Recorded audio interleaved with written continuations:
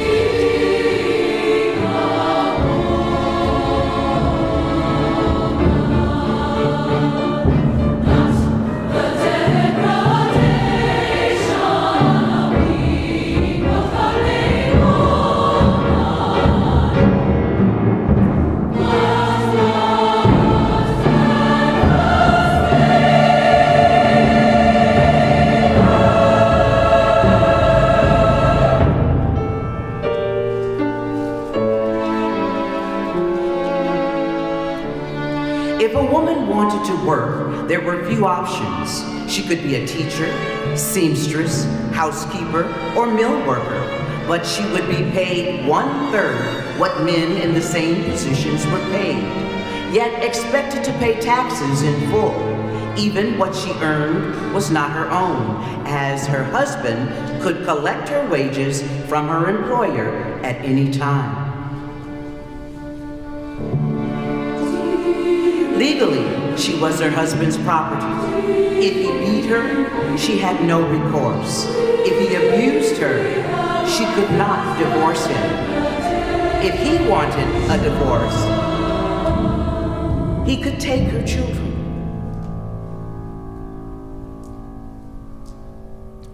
Taking her children and leave her destitute.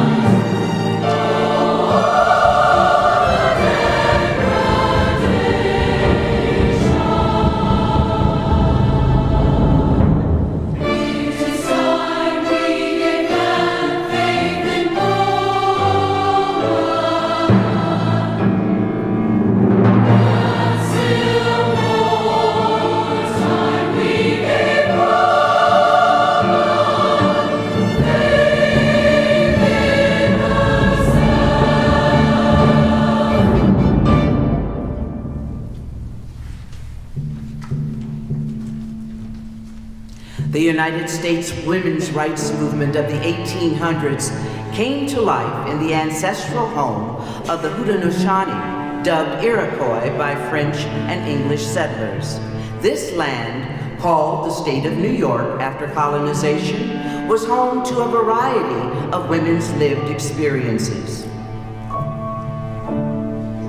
Middle-class white women aired the frustration of their constrained realities to one another. Elizabeth Cady Stanton, who would go on to be a leader in the women's rights movement, described attending a small tea party of disgruntled women where, in addition to serving tea, she also poured out the torrent of her long accumulating discontent. Meanwhile, black women were living in a state that had just ended slavery. Full emancipation arrived in 1827 for New Yorkers. Women like Harriet Jacobs and Sojourner Truth had both endured the torture of slavery and were now sharing their personal stories as activists for abolition and supporters of women's rights. And the women of the 6 indigenous nations of the Haudenosaunee were living in communities that modeled women's equality to men. They owned property, had a voice in religious life, nominated leaders, and removed them if necessary. Some early women's rights leaders had interactions with the Haudenosaunee, including Matilda Jocelyn Gage, who was adopted into the Wolf clan of the Mohawk Nation and given a name meaning "she who holds the sky."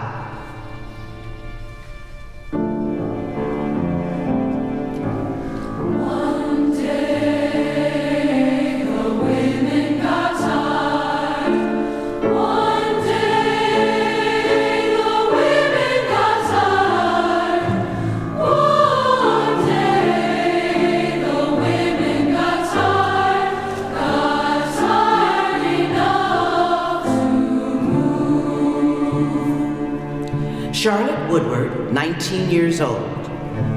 At first, we traveled quite alone, but before we had gone many miles, we came on other wagon loads of women, bound in the same direction. At different crossroads, we saw wagons coming from every part of the country, and before we reached Seneca Falls, we were a procession.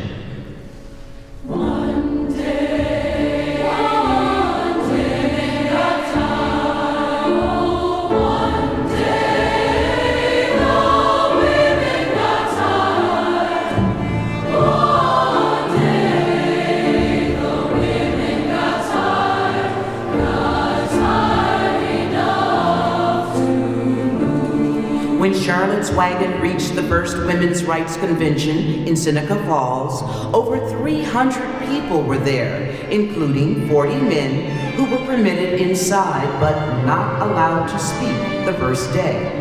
When Elizabeth Cady Stanton presented the Declaration of Rights and Sentiments, her voice was so quiet that many struggled to hear her. The document, modeled after the Declaration of Independence, contained 11 resolutions to be voted upon the following day. All the resolutions passed easily, except the one Stanton authored alone, which called for the enfranchisement of women. One man stood to defend the resolution. His name was Frederick Douglass, and after he spoke, it passed by 2 votes.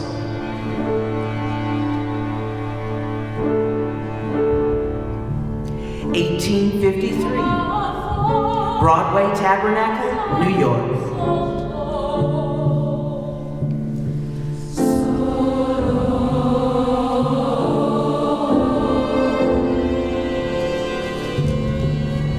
Sojourner Truth had endured much in her life.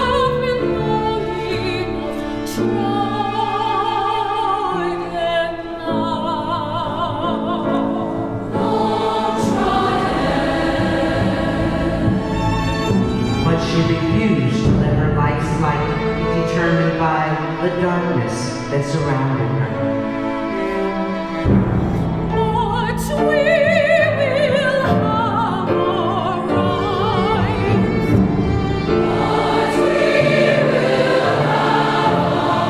But we will have our safely torn.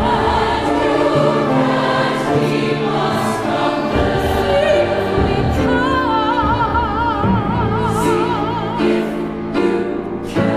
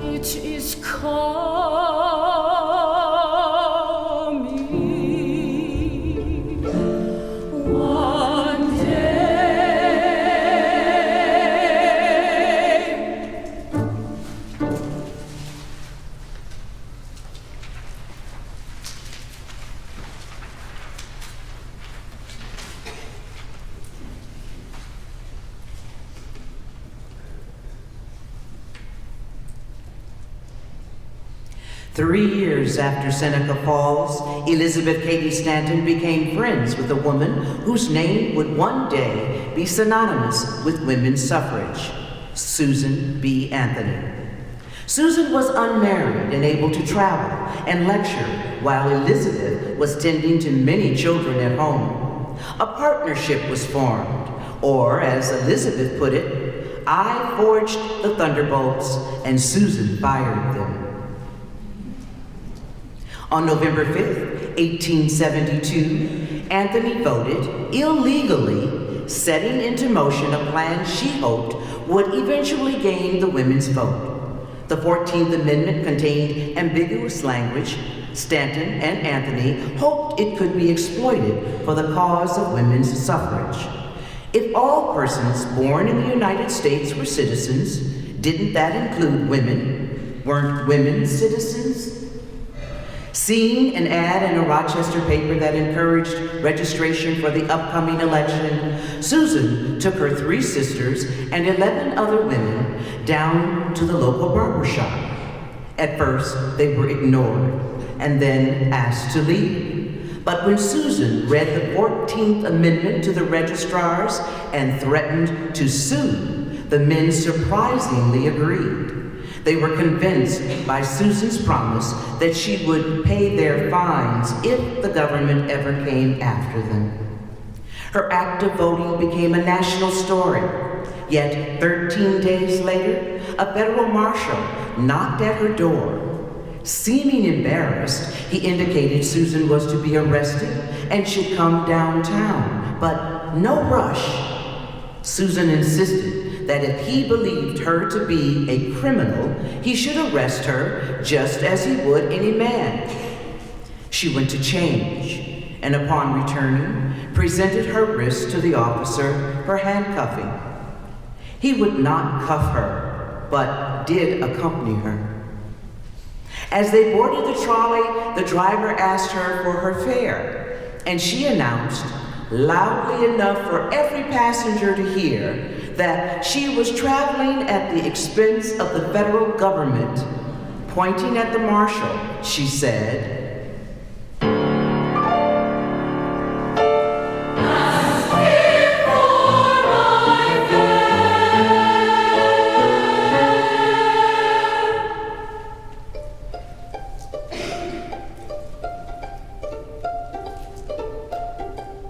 After her lawyer bailed her out of jail, Susan B. Anthony spent the months before her trial delivering a lecture titled, Is It a Crime for a Citizen of the United States to Vote? She gave this lecture in all 29 towns of Monroe County and convinced so many people of her reasoning that the prosecution had to move the case to a neighboring county. We the people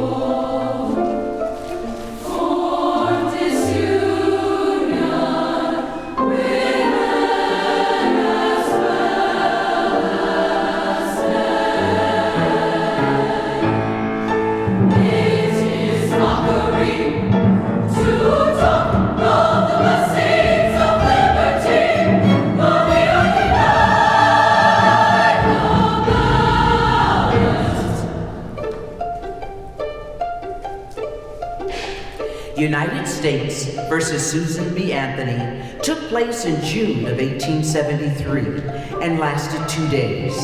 With an all-white, all-male jury and a judge who had written his decision before any of the evidence was presented, it was hardly a fair trial. Susan had not been allowed to speak until the final day when the judge ordered her to stand and asked, Has the prisoner anything to say why sentence shall not be pronounced?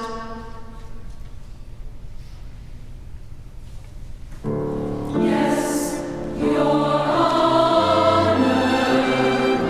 I have many things to say, for in your verdict of guilty you have trampled every vital principle of government. Robbed of citizenship, I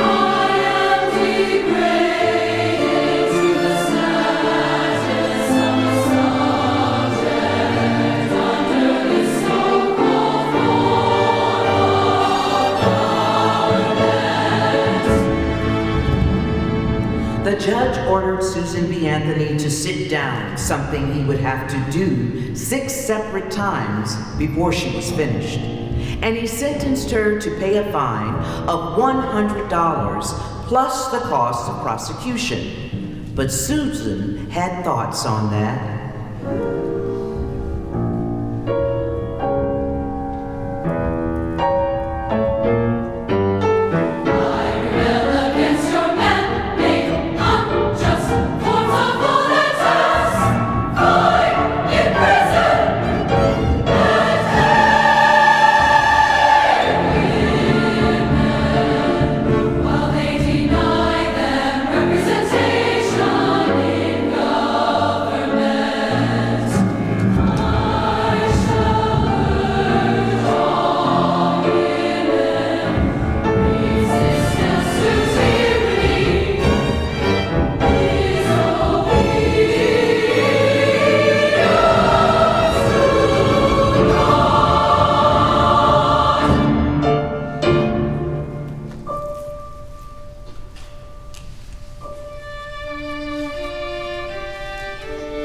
Susan B. Anthony kept her word to the judge.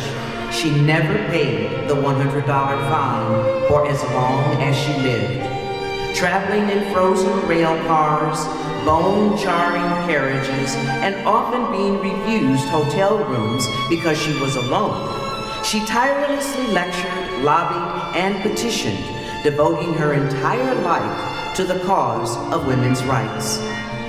She encouraged younger women to try their wings, as she put it, by cultivating their writing and speaking abilities. And though she did not live to see the day women could vote, she knew that day would come. In the year of her passing at age 86, she was still inspiring those who would carry her banner forward.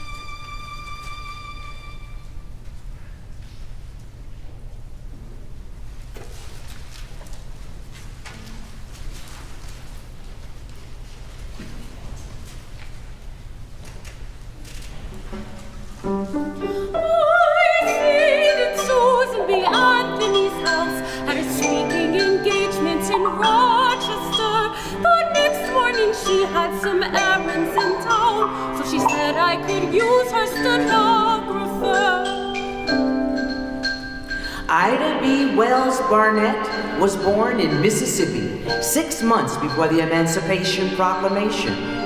After losing both parents and a sibling to yellow fever, she convinced the school board in Memphis that she was 18 years old so she could be hired as a teacher and provide for her younger siblings.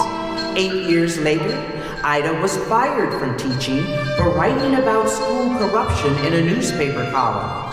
A talented writer, Ida decided to start her own newspaper.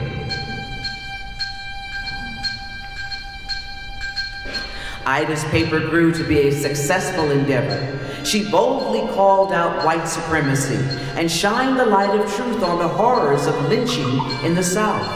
But when her friends who owned a grocery business were lynched, and she published that their lynchings were because they were economically successful black men, an angry white mob destroyed her newspaper building while she was away on a trip. Armed men waited outside her home to kill her, and friends warned her that she could not return to Memphis. So Ida fled to Chicago. I simply assumed she was occupied, but when Susan B. Anthony got back from town,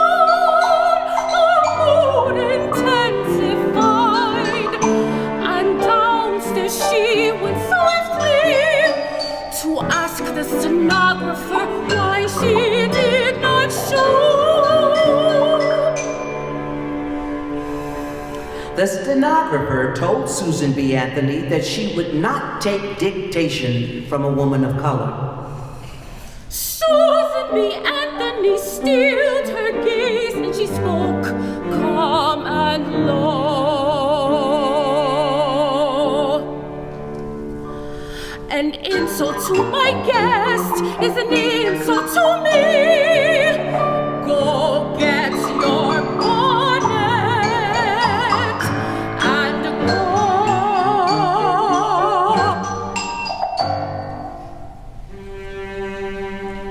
An activist on multiple fronts, Ida fought to help women gain the right to vote in Illinois and confronted white women who ignored women of color in the movement.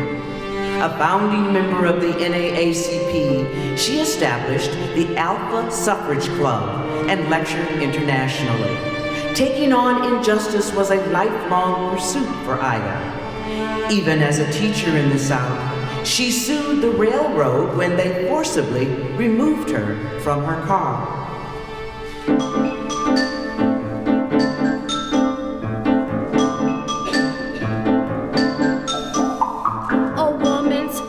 Is a clean train car. I paid 30 cents for my ticket. When the conductor tried to take me from the smoking car, I told him, sir, I won't go in it. And when he tried to move me, I bit his hand, bit it hard enough. He had to get another man. And after the two of them took me to the smoke and squalor, I sued the railroad and won $500. Yes, the white women need the ballot, but my women even more. I like to buy a railroad ticket and choose my own car. When the men try to put you where you don't belong, you square your jaw and fix your gaze. 'Cause a woman's place is the seat she bought when a woman knows her place.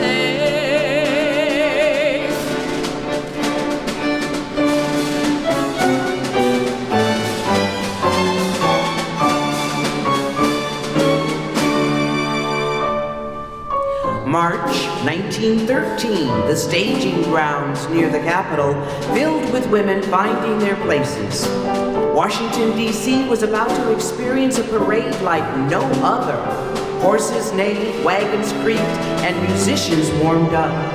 Women marching was a radical idea. Men marched, not women. But parade organizers Alice Paul and Lucy Burns wanted to show how power did not rest only with men. They also knew this was the perfect day, given Woodrow Wilson's inauguration was the next day, and there would be lots of press in town. Inez Milholland led the charge. Riding a white horse, wearing a gold tiara, she would forever be known as the Joan of Arc of suffrage. Behind her, the first wagon of the parade bore a massive banner stating the women's demands.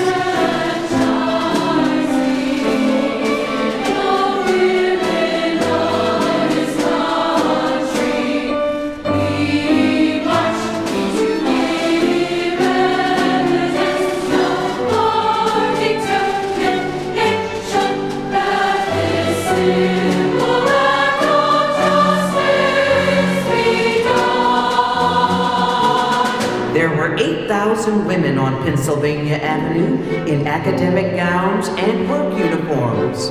There were banners from almost every state, including a delegation from Illinois, the state that Ida B. Wells had traveled from Chicago to join.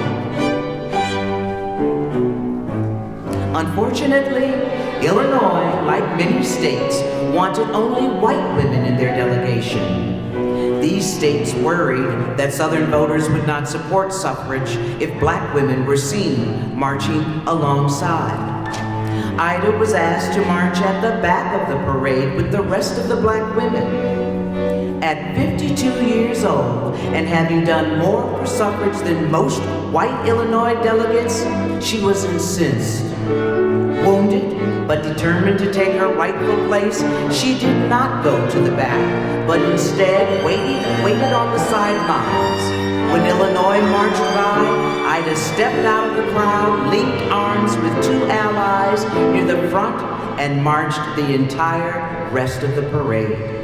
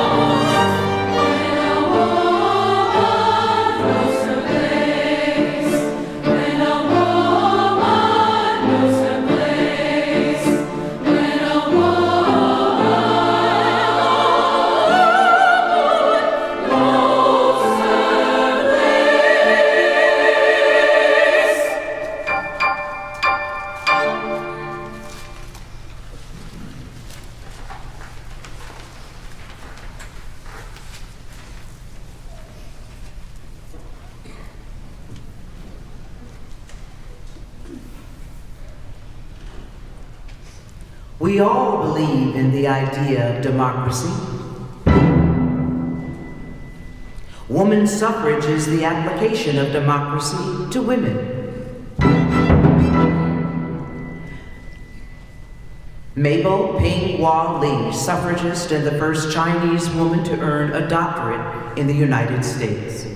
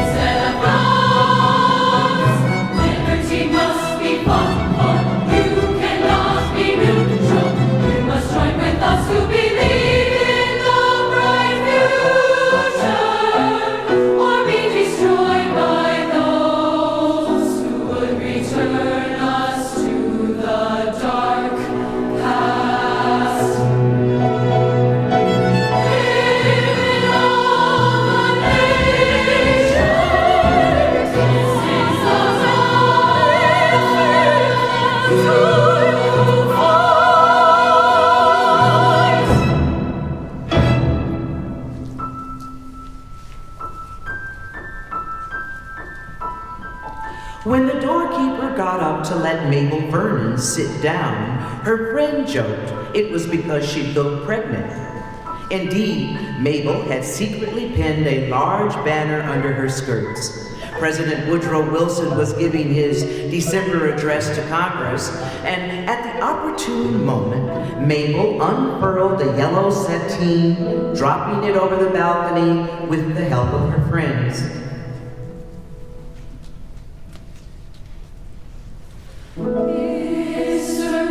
A murmur rustled through the floor. But in this moment, and in subsequent meetings, Woodrow Wilson remained unmoved.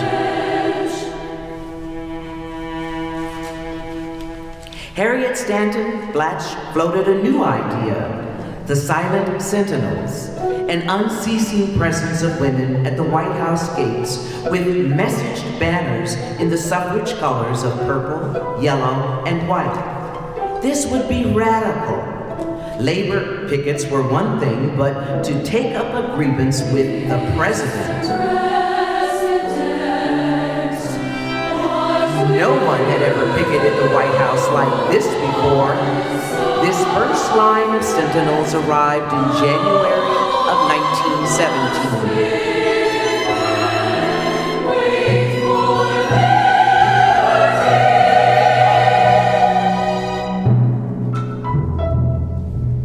The sentinels kept watch through all of winter, and apart from the occasional insult, things had been fairly calm. But when the U.S. entered World War I in April, picketing a wartime president was seen as unpatriotic. The banners were sharply worded, calling out the president and envoys from other countries. Angry mobs threw rocks and eggs. Banners were torn, and women were shoved, kicked, and dragged across the pavement.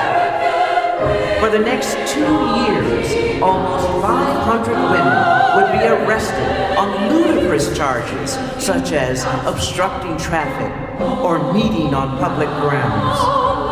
And as the women persisted, the prison sentences grew even longer.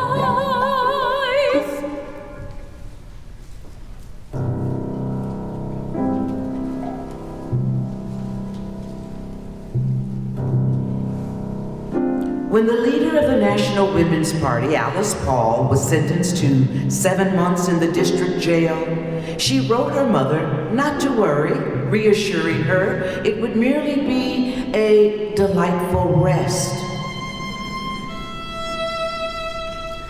But Alice's reality in prison would be far from delightful. Before her sentence was over, Alice would be subjected to a foul-smelling cell, meals of worm-ridden pork, placed in solitary confinement, deprived of sleep, and ultimately moved to the psychopathic ward, having her mental fitness questioned.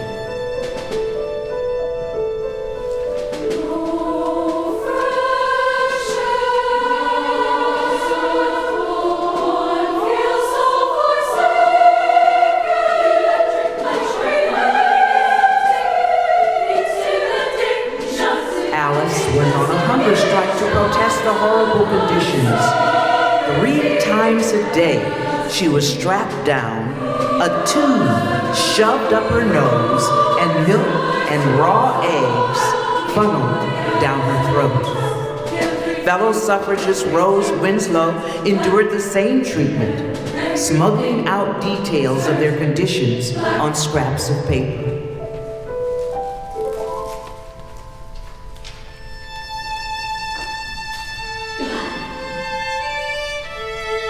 If the Wilson administration thought they would weaken the suffragists by torturing their leaders, they were undoubtedly surprised on November 10th when the longest picket line yet appeared outside the White House.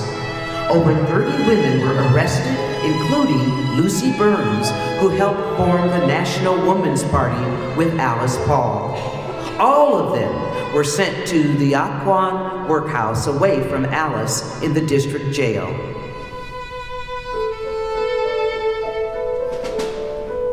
The women were greeted upon arrival by the workhouse superintendent and up to 40 angry men wielding clubs.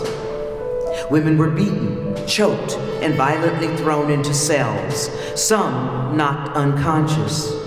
Lucy Burns' hands were tied over her head, her clothes stripped off. She was left only with a blanket. Calling out to the others, she was threatened with a gag and straitjacket.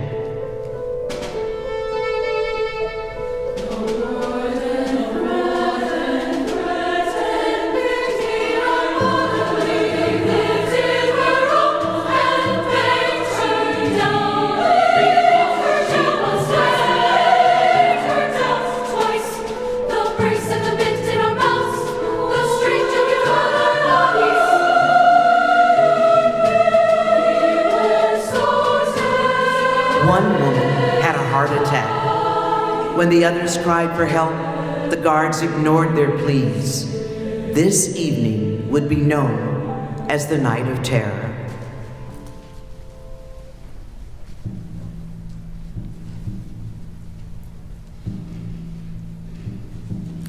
As many as 30 women would go on hunger strikes in protest of their horrible treatment in prison, many enduring forced feedings just as Alice Paul had. The administration, faced with negative press and women who could not be broken, released all the suffrage prisoners by the end of November. Upon their release, Alice Paul proclaimed, "We are put out of jail as we were put in, at the whim of government. They tried to terrorize us, they could not, so they freed us." The Susan B. Anthony Amendment passed the House in 1918, but failed to clear the Senate, so the suffragists continued their protests. The watchfires involved burning copies of Woodrow Wilson's speeches as the empty words that they were. And in February of 1919, a trainload of former suffrage prisoners went on a cross-country speaking tour, telling of their experiences.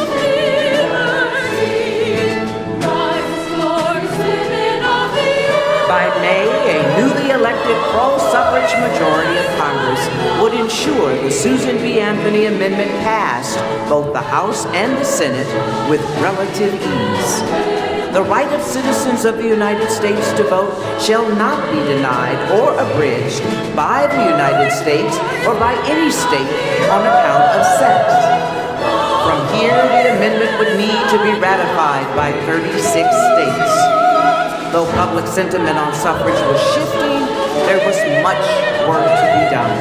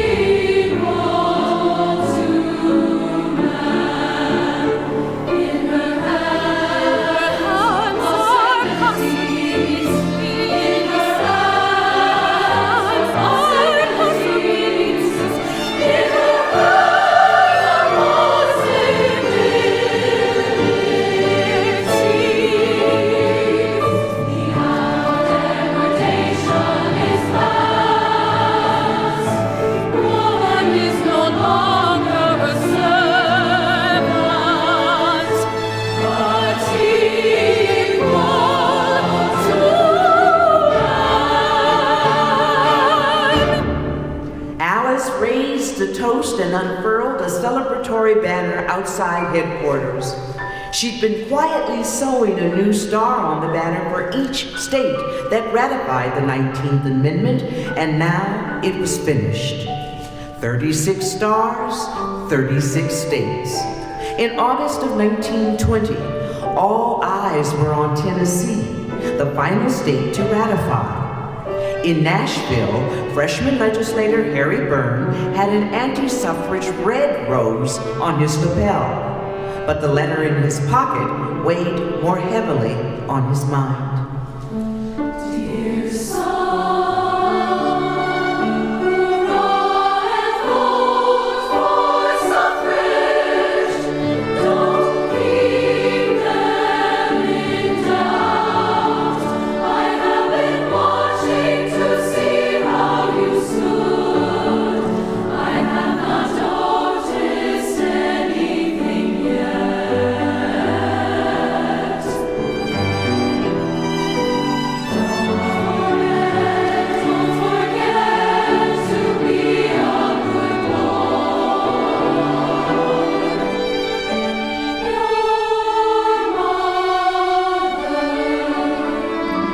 Mrs. J.L. Byrne was a widowed tax-paying landowner, and when her son Harry cast his vote of aye, the room gave way to confused gasps. Had it really happened? Had women actually won the vote? The room exploded. There was weeping, screaming, and singing.